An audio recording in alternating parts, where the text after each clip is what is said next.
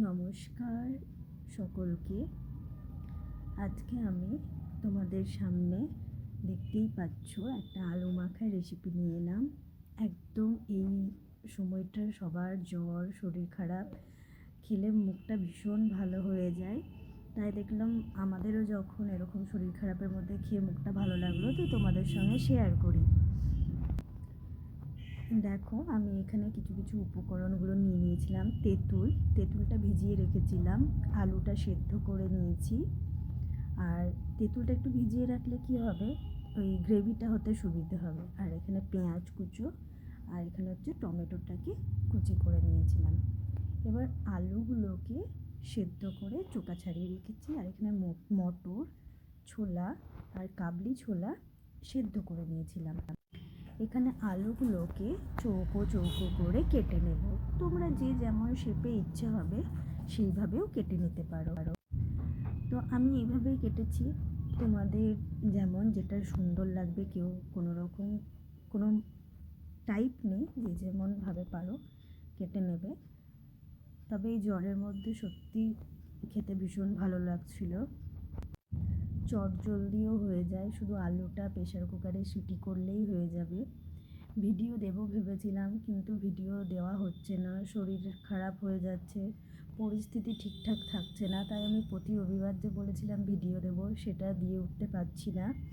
তবে চেষ্টা করব আর কিছুদিন পর। এখন তো প্রচণ্ড ঠান্ডা, এখন আরোই হচ্ছে না। লাইভটাও বন্ধ ছিল, কিন্তু লাইভটা আবার শুরু করেছি। তো যাই হোক, এবার দেখো আলুগুলো পুরো সব এইভাবে চৌকো করে কেটে নেব। দেখলাম যে কোনো রেসিপি নিয়ে তোমাদের সামনে আসা হচ্ছে না, তাহলে এইটারই ভিডিও বানিয়ে ফেলি। ওই জন্য আমি কি করলাম, এটারই ভিডিও বানিয়ে ফেললাম। এবার দেখো, আমি এখানে পরিমাণ মতো নুন দিচ্ছি। সব আলুগুলোকে কেটে নিয়েছি, পরিমাণ মতো নুন দিয়ে নিলাম। কেউ বেশি নুন খেলে বেশি দেবে, প্রথমে বেশি দিয়ে দেবে না।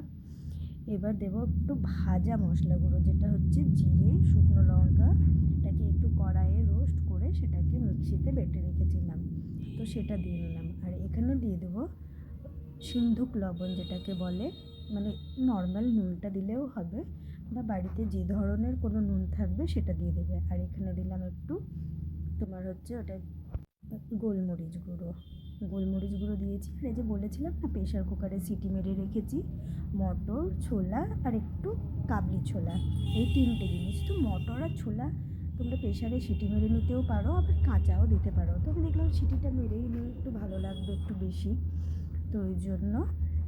আর এবার দিলাম টমেটো কুচি, টমেটোগুলো ছোট করে কেটে রেখেছিলাম, তো দিয়ে দিলাম। এবার এর মধ্যে দেব পেঁয়াজ কুচি, পেঁয়াজগুলো দিয়ে নিচ্ছি। এগুলোকে এবার ভালো করে মেখে নিতে হবে। এর সঙ্গে আরও অনেক কিছু দেওয়ার আছে, যদিও এখন এটা হয়নি। এবার এর মধ্যে লঙ্কাগুলোকে কেটে দেব। ঝাল না হলে একটু ভালো লাগবে না, ঝাল যত বেশি হবে তত বেশি ভালো লাগবে। কিন্তু যে ঝাল খাও না, বা যারা ঝাল খাও না, তারা কিন্তু বেশি কাঁচা লঙ্কা দেবে না, তাহলে কিন্তু ভীষণ ঝাল হয়ে যাবে।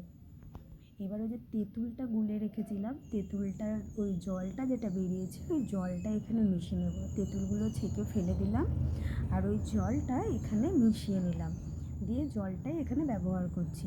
এবার ভালো করে মাখিয়ে নিতে হবে। এবার ভালো করে মাখিয়ে নিলাম।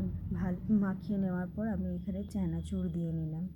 আমি এখানে 2 রকমের চানাচুর ইউজ করেছি। তোমরা যার বাড়িতে যেটা আছে সেই চানাচুরটাই দিয়ে দেবে, যে যেমন পছন্দ করো। কারণ চানাচুরটা আগে দিলে না নরম হয়ে যায়, খুব তাড়াতাড়ি চানাচুরগুলো নরম হয়ে যায়, তো তখন ভালো লাগে না নরম হয়ে গেলে।